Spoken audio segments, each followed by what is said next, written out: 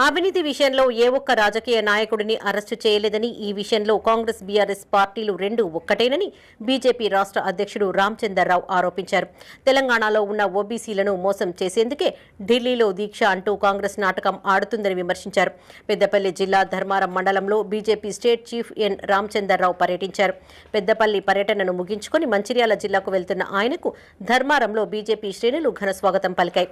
ధర్మారం శివారు నుండి అంబేద్కర్ చౌరస్తా వరకు బైక్ ర్యాలీ నిర్వహించారు. అనంతరం ఆయన అంబేద్కర్ విగ్రహానికి పూలమాలలు వేసి నివాళులర్పించారు. ఈ సందర్భంగా ఆయన మీడియాతో మాట్లాడుతూ రేపు ఢిల్లీలో కాంగ్రెస్ పార్టీ చేస్తున్న ధర్నా పూర్తిగా నాటకమని ఎద్దేవా చేశారు.